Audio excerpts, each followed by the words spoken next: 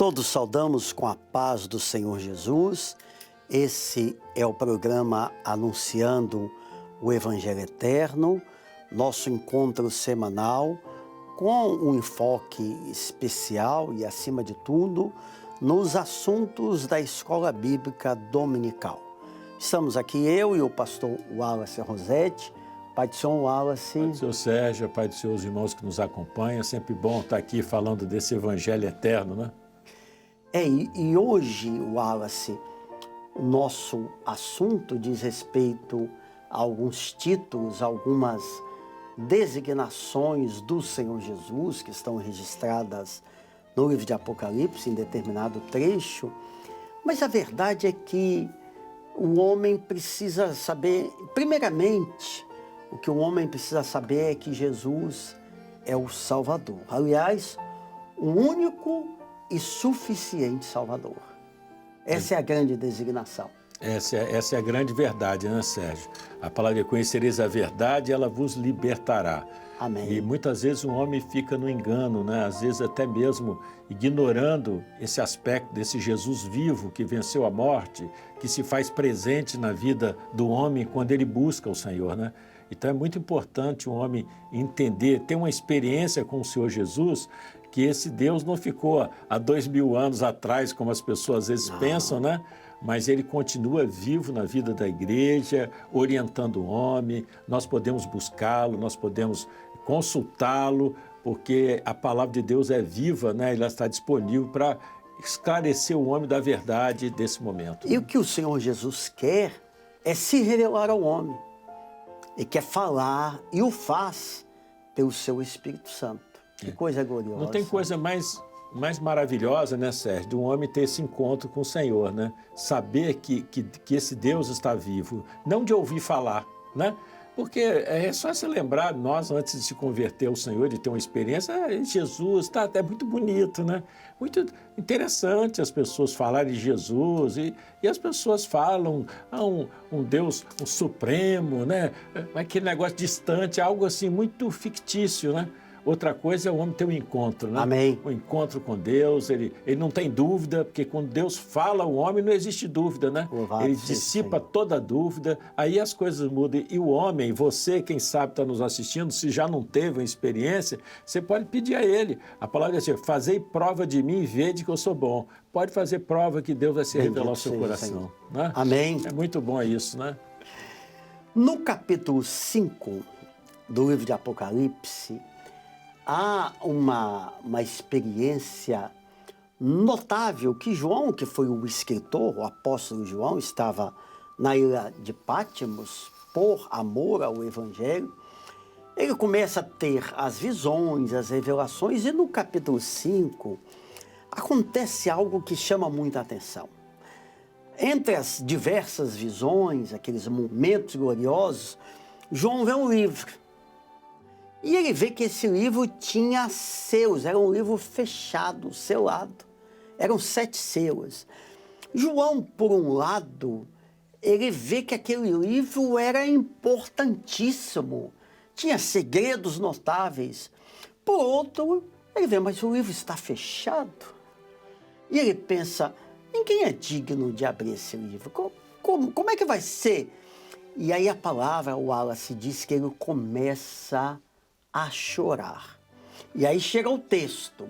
Um dos anciãos de uma das visões que João tem, fala com João e diz assim: não chores. E aí começa a vir a revelação de como o livro poderia ser aberto. Antes de nós entrarmos aqui nessas expressões, nessas designações, Jesus, tem um hino que nós cantamos que diz assim: Jesus, o mistério revelado. Não há nada que o Senhor não possa revelar. Aliás, Ele quer descortinar e abrir para o homem o mistério da salvação. Com certeza, né? Porque eu sempre aprendi, vivemos, Jesus é o mistério, né? O Jesus vivo é um mistério, o homem às vezes ignora isso. E isso precisa ser descoberto pelo homem. Amém. Esse Jesus que revela, além de ele ser um mistério, ser a própria salvação, né? Ele descortina também os mistérios que estão contidos na Bíblia. Porque a Bíblia, ao ler a Bíblia, desde do Gênesis até o Apocalipse, nós encontramos Jesus até no Velho Testamento. Em todo o Velho Testamento. Em todo o claro. Velho Testamento e em todo o Novo Testamento. Então, mostrando que, às vezes, Jesus está oculto ali na palavra. E só Ele, só o Espírito Santo pode revelar Jesus. Então, é através do Espírito Santo que o homem pode descobrir a Jesus, né? Então, isso é muito importante. Jesus é esse canal que liga o homem, tira o homem, aliás, da sua racionalidade, da sua razão, e o leva para um entendimento diferente. Eu lembro daquele experiência de Jesus, quando tirou o homem da aldeia, né? Sim, e orou cego. por ele, o cego orou por ele a segunda vez, e ele agora passou a enxergar ao longe, né? Que Então, maravilha. esse é o mistério, é o grande milagre da salvação. É quando Deus descortina, tira. Paulo, diz a Paulo, que quando orou, caiu as escamas dos olhos dele. Amém. E diga-se de passagem, ele era religioso, guardião da palavra, das escrituras, né? Ele conhecia, foi criado, era um homem, levando para os nossos dias, super religioso, mas ele não conseguia ver essa experiência, não tinha. A partir daquele momento que Jesus se revela com ele, agora os olhos dele se abriram para ver, conhecer essas facetas, essas figuras notáveis que representam esse Senhor notável, maravilhoso que é Jesus Cristo, né? É muito extraordinário. Amém. E é isso que o Senhor quer fazer com você, com o Senhor, com a senhora. Sabia? E nós falamos isso autorizados pela palavra de Deus. Em nome de Jesus, Ele está pronto a lhe abençoar, a ouvi-lo. Basta você invocar ao Senhor, orar em nome de Jesus, crer no poder do sangue de Jesus e na ação, na obra do seu Espírito Santo. Ele quer abraçar a tua alma, Ele quer te abençoar. Por isso que o texto diz, eis aqui, o que era digno de abrir o livro, se refere ao Senhor Jesus como o leão da tribo de Judá. Falando de uma linhagem, de uma genealogia que atravessou séculos, vindo de uma das 12 tribos em Israel, ou seja, um dos 12 filhos de Jacó, também chamado Israel, foi Judá. E o Senhor Jesus, a sua origem genética se dá a partir da tribo de Judá. Mas não era só um membro da tribo de Judá, o leão da tribo de Judá. Era aquele que estaria governando, né? O leão da tribo, já fala, o leão sempre é a figura do rei, né? Então, a figura do rei, né? Por isso que lá no livro de Apocalipse fala a respeito disso, né? Na sua coxa estava escrito Rei dos Reis, Senhor dos Senhores, né? Seja o Senhor. É um Deus que reina sobre todas as coisas. Mas eu estava observando ali, Sérgio, não chores, né? Você estava falando para o ouvinte, para aquele que nos assiste, da importância de conhecer o Senhor e que é possível, né? Na certa, foi justo esse sentimento foi que brotou no coração de João, né? Porque ele, quando ele viu o livro, ele ficou ansioso para conhecer os mistérios. O que está dentro desse livro? E ele chorou. É como se fosse um clamor, como se fosse um pedido da alma, né? Ele chorou, eu preciso conhecer isso, né? Isso precisa ser transmitido para a humanidade, né? E Deus, quando você fizer isso, abrir o seu coração, né? Chora, Senhor, que mistério é esse? Fala-se desse Deus vivo. As pessoas falam que existe um Deus, que Ele está vivo, que Ele está presente. Se você não tem, chora aos pés dele, porque ele vai se revelar ao seu coração, né? Foi muito bom. Então, esse choro trouxe a revelação, né? Aí ele fala, ó, é o leão da tribo de Judá, a raiz de Davi, aquele que venceu. Então, fala de um Deus vencedor, né? Diz a Bíblia que ele saiu vencendo para vencer. Então, um Deus vencedor que está à disposição, capaz de desatar os 7 selos, né? Então, quando falamos dos 7, sempre falamos de uma obra de Deus, uma obra perfeita, né? Nós não estamos falando de denominação. Quero até fazer esse comentário. Nós aqui, quando falamos de Jesus, quando falamos de uma obra de Deus, nós não estamos falando de denominação. Nós estamos falando, sim, daquela obra que quem está à frente é o leão da tribo de Judá e quem discutindo os mistérios... O Evangelho. É justamente o Espírito Santo, né? O Espírito Santo, Jesus deixou ele encarregado disso, né? Então, ele que revela esse mistério, louvado seja o nome do Senhor. E quando nós falamos de leão, nós vamos pedir aqui, depois nós vamos voltar nesse texto, mas antes, Juízes, capítulo 14, verso 14, porque aqui está só uma parte de todo o texto, mas foi uma experiência de Sansão. Sansão, que foi um juiz, está nesse livro de Juízes, lá no Velho Testamento, séculos antes de Jesus. Em certa ocasião, ele passa e ele vê um leão morto. Ele segue o caminho dele, na volta, o leão continuava lá morto, fendido, mas no seu interior, ou nas entranhas, havia mel. E exatamente ele usa depois, mas no momento posterior, em outra circunstância, essa expressão num enigma. Do comedor saiu comida e doçura saiu do forte. As pessoas não compreendem. Que negócio é esse? Sansão estava falando da cena que ele havia visto do leão com o mel em seu interior, mas ele não sabia que estava profetizando a respeito do leão da tribo de Judá, do Senhor Jesus, daquele, agora eu vou deixar a revelação para você, daquele que se entregou para que a doçura chegasse ao coração, à disposição do homem. Louvado seja o nome do Senhor. Na verdade, Sansão, de fato, né, ele é até um tipo profético, né?